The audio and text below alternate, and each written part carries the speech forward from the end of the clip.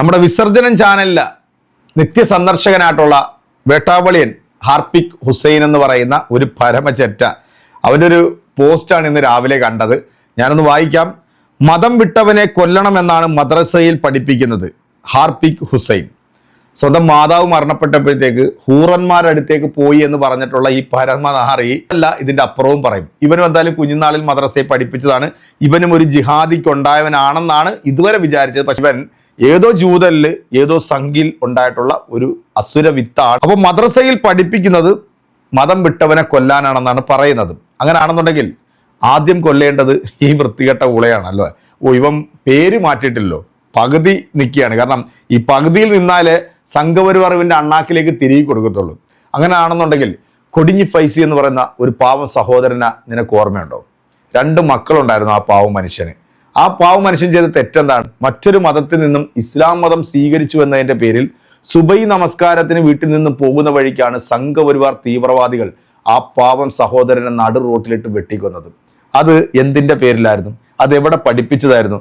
നിനക്ക് പറയാൻ നിന്റെ കിടുങ്ങാമണിക്ക് ഉറപ്പുണ്ടെന്നുണ്ടെങ്കിൽ നീ ഒന്ന് പറയാവോ പച്ചയ്ക്ക്? ഇതുപോലെ അലി അക്ബർ എന്ന് പറയുന്ന ഇപ്പോഴത്തെ രോമസിംഹൻ മതം വിട്ട് പേരും മാറ്റി അതിനകത്തോട്ട് പോയിട്ട് ഇസ്ലാമിനെ കുറിച്ചിട്ട് തെണ്ടിത്തരം പറഞ്ഞുകൊണ്ടിരിക്കുക. അവന് ഇവിടെ ആരെങ്കിലും ഞോണ്ടാൻ പോയിട്ടുണ്ടോ? അങ്ങനെ 100 കണക്കിന് ഇസ്ലാം മതവിവാഹത്തിൽപ്പെട്ടിട്ടുള്ള ആളുകൾ പല മതത്തിലേക്കും കൺവെർട്ട് ചെയ്ത് പോയിട്ടുണ്ട്. ലക്ഷ്മിപ്രിയ ചേച്ചി 18 വർഷം ഇസ്ലാമിൽ നിന്നിട്ട് ഒരു സംഖ്യയെ പ്രണയിച്ച് എന്നിട്ട് ഇസ്ലാമിനെ കുറിച്ചിട്ട് തെണ്ടിത്തരവും തെമ്മാടിത്തരവും പറയുന്നുണ്ട്. ആരെങ്കിലും ചോദിക്കാൻ പോകുന്നുണ്ടോ? സത്യത്തിൽ ഇവന്മാരുടെ പ്രശ്നം എന്താന്ന് പറഞ്ഞു കഴിഞ്ഞാൽ ഇവരെ ആരും ശ്രദ്ധിക്കുന്നില്ല, അല്ലെങ്കിൽ ഇവർ എന്തൊക്കെ കാണിച്ചിട്ടും ആരും പ്രതികരിക്കാൻ തയ്യാറാകുന്നില്ല. അതാണ് ഇവന്മാരുടെ ഏറ്റവും വലിയ പ്രശ്നം. എന്തായാലും ഒരു വാർത്തയും കൂടെ വന്നിട്ടുണ്ട്. നമ്മുടെ വിസർജനം ചാനൽ ഇത്തരത്തിലുള്ള വാർത്തകളൊന്നും കൊടുക്കത്തില്ല, അതുകൊണ്ട് ഞാൻ നിങ്ങളുടെ ശ്രദ്ധയിലൊന്ന് പെടുത്തുകയാണ്. കോഴിക്കോട് നടക്കാവ് ഓപ്പറേഷൻ തൂഫാൻ 2 പേർ പിടിയിൽ. അനന്തവും കീർത്തന എന്നിവർ MDMA കേസിൽ പ്രതികൾ. സത്യത്തിൽ ഉസ്മാനും ഫാത്തിമയായിരുന്നുണ്ടെങ്കിൽ അവരങ്ങോട്ട് വാരി വലിച്ചങ്ങോട്ട് ഭിത്തിയിലേക്ക് അങ്ങ് ഒട്ടിച്ചേരായിരുന്നു. അപ്പോൾ ഇവിടെ എല്ലാം ഒരു മതത്തിൽപ്പെട്ടിട്ടുള്ള ആളുകൾ കാണിക്കുന്ന ക്രിമിനൽ സ്വഭാവങ്ങൾക്ക് ആ ഒരു മതത്തെ കംപ്ലീറ്റ് അടച്ചാക്ഷേപിക്കുന്ന ഇവനെപ്പോലുള്ള വൃത്തികെട്ട ജീവികൾ ഇന്നും നമ്മുടെ സമൂഹത്തിൽ നമ്മുടെ മുമ്പിൽ ജീവിക്കുന്നുണ്ട്. ഏതായാലും നമുക്കൊരു വാർത്തയും കൂടെ എൻ്റെ പ്രിയപ്പെട്ട പ്രേക്ഷകരെ ഒന്ന് കാണാം. ഈ വേട്ടാവളിയൻ പറയുന്നത് എന്താണ് എന്നുള്ളത് നിങ്ങളൊന്ന് കേട്ടു നോക്കിക്കോളൂ. ആരിഫ് ഹുസൈൻ, താങ്കളുടെ നിരീക്ഷണം ജിഹാദികളിൽ മാത്രം പോരാ, ഇത്തരത്തിലുള്ള ഫ്രോഡ് പാസ്റ്റർമാരുണ്ട്. നിരീക്ഷണം അങ്ങോട്ടേക്ക് കൂടി ഒന്ന് ആയാൽ കൊള്ളാം കേട്ടോ. It is high time. നമുക്ക് കോയാ കോളിംഗ് പോലെ കുഞ്ഞാട് കോളിംഗ് കൂടി തുടങ്ങേണ്ട അവസ്ഥയാണ്. അതെ അതെ അതെ. അല്ല, ഇത് ഇവിടെ ചോദിക്കായിരുന്നു ഈ കൊച്ചു കേരളത്തിൽ എന്തൊക്കെയാണ് സംഭവിക്കുന്നത് എന്നുള്ളത്. ഇപ്പൊ നമ്മൾ ഡീൽ ചെയ്യുന്നത് ആൾ ദൈവങ്ങളെ അല്ല, മറ്റേ ഡ്യൂപ്ലിക്കേറ്റ് മറ്റേ ദൈവങ്ങളെയാണ്, ഇതുവരെ ആരും കാണാത്ത ദൈവങ്ങളെ. അതുമായി കണക്ട് ചെയ്തിട്ടുള്ള ഈ അങ്ങനെയുള്ള വിശ്വാസങ്ങൾ വെച്ചുകൊണ്ട് സമൂഹത്തിലുണ്ടാകുന്ന പ്രശ്നങ്ങളാണ് നമ്മൾ അഡ്രസ് ചെയ്യാറുള്ളത്. പക്ഷെ അപ്പോഴും നമ്മളുടെ ലൈവ് സ്ട്രീമിലായാലും അല്ലാതെയും ഇപ്പം ഒക്കെ ഇതേപോലെ പല ആളുകളും വന്നിട്ട് അവരുടെ അനുഭവങ്ങൾ പറയുന്ന കൂട്ടത്തിൽ ഏറ്റവും കൂടുതൽ പറയുന്ന ഒരു അനുഭവമാണ് ഈ തരത്തിലുള്ള കപട പാസ്റ്റർമാർ, അതുപോലെ തീവ്ര ജിഹാദികളെക്കാൾ കഷ്ടമാണെന്ന് ചില സമയങ്ങളിൽ നമുക്ക് തോന്നും.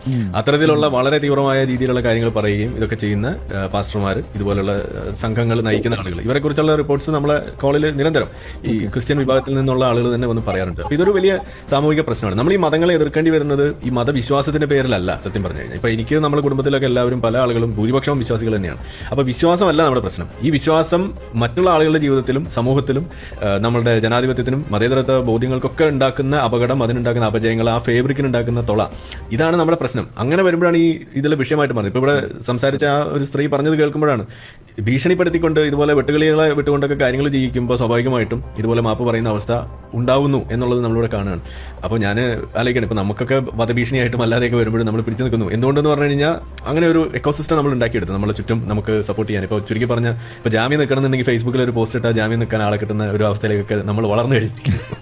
ഇതാണ് നമ്മുടെ ഒരു അവസ്ഥ. അപ്പോൾ അതാണ് ഇവിടെ നടക്കുന്നത്. പക്ഷേ ഇതൊന്നും അല്ല ആളുകളുടെ അവസ്ഥ എന്ന് പറയുന്നത്. പേടിയാണ്. പല ആളുകളും കുടുങ്ങുമോ, ഈ ജയിലിലാകുമോ എന്നൊക്കെയുള്ള പേടി, ഭയം, ഇതൊക്കെയാണ് ഇതിന്റെ പ്രശ്നമായിട്ട് വരുന്നത്. അപ്പോഴും നമ്മൾ പറയുന്നത് നിങ്ങൾ ഭയക്കേണ്ട കാര്യമില്ല എന്നുള്ളതാണ്. ഇതിനെ കൃത്യമായിട്ട് നിങ്ങൾക്ക് അഡ്രസ് ചെയ്യാം, ഇതിനെ എക്സ്പോസ് ചെയ്യാനുള്ള സൗകര്യം ഇവിടെ ഉണ്ട്. കാരണം നിലവിൽ ഇവിടുത്തെ മതനിന്ദ അല്ലെങ്കിൽ ഇതുപോലെയുള്ള പാസ്റ്റർ നിന്ദ പരിപാടികളൊക്കെ നമ്മൾ എടുത്ത് നോക്കുകയാണെന്നുണ്ടെങ്കിൽ ഇത്തരം കൊലവിളികളൊക്കെ ഈ ഇസ്ലാം മതത്തിനെതിരെ വരുമ്പോഴാണ് പലപ്പോഴും ഇവിടെ വലിയ പ്രശ്നം ഉണ്ടാകുന്നത്. അവിടെയൊക്കെയാണ് പോലീസ് സ്വമേധയാ വന്ന് കേസെടുത്ത് ഇതിൽ വലിയ പ്രശ്നം ഉണ്ടാക്കുന്നതൊക്കെ നമ്മൾ കണ്ടത്. ഇപ്പോൾ പാലക്കാട്, പാവറട്ടി, നമ്മുടെ ചാവക്കാട് ഭാഗത്തൊക്കെയുള്ള പല ആളുകളും, ഇപ്പോൾ ഈവൻ ഇടതുപക്ഷത്തിന്റെ ആളുകൾക്ക് പോലും ഇതുപോലുള്ള കേസുകൾ നേരിടുന്ന അവസ്ഥ ഉണ്ടായിട്ടുണ്ട്. അതിലൊക്കെ നമ്മൾ ഇടപെട്ടിട്ടുണ്ട്. അതായത് അവരെന്തെങ്കിലും ഒരു തമാശയായിട്ടാണെങ്കിൽ പോലും ചിലപ്പോൾ എന്തെങ്കിലും ഒരു പ്രവാചകനെ കുറിച്ച് ഒരു ചിത്രം ഒന്ന് വരച്ചിടുന്നു, അല്ലെങ്കിൽ എന്തെങ്കിലും ഒരു പോസ്റ്റ് ഇട്ടാൽ ഉടനെ പോലീസുകാർ വീട്ടിൽ വരും, അറസ്റ്റ് ചെയ്തുകൊണ്ട് പോകുന്ന അവസ്ഥ നമ്മളിവിടെ കണ്ടിട്ടുള്ള. പക്ഷേ ഇത്തരത്തിലുള്ള സംഭവങ്ങൾ ഉണ്ടായി കഴിഞ്ഞാൽ അവിടെ എന്താ സംഭവിക്കുന്നത്? അവിടെ ഈ തരത്തിലുള്ള ഒരു അറസ്റ്റ് നടക്കുന്നില്ല എന്നുള്ളതാണ് തിരിച്ച് സംഭവിക്കുമ്പോൾ. അവിടെയാണ് നമ്മൾ കാണുന്നത്. അപ്പോൾ എപ്പോഴും ഈ മതനിന്ദാ നിയമങ്ങളായാലും ഇതുപോലുള്ള ഭീഷണിപ്പെടുത്തൽ, ഭീകരവാദത്തിന്റെ സംഗതികളൊക്കെ ആകുമ്പോൾ അത് ഒരു വിഭാഗത്തിന് എപ്പോഴും അതിനകത്ത് കൺസെഷൻ കിട്ടുന്ന ഒരു അവസ്ഥ ഇവിടെ ഉണ്ട്. അതാണ് ഇവിടെ കാണുന്നത്. ഇപ്പോൾ ശശികല ടീച്ചർക്കെതിരെയൊക്കെ ആണെങ്കിൽ നമ്മളിവിടെ കണ്ടിട്ടുണ്ട്. ഇപ്പോൾ ആർ വി ബാബുവിനൊക്കെ അറിയാം, നന്നായിട്ട് അറിയുന്ന കാര്യമാണ്.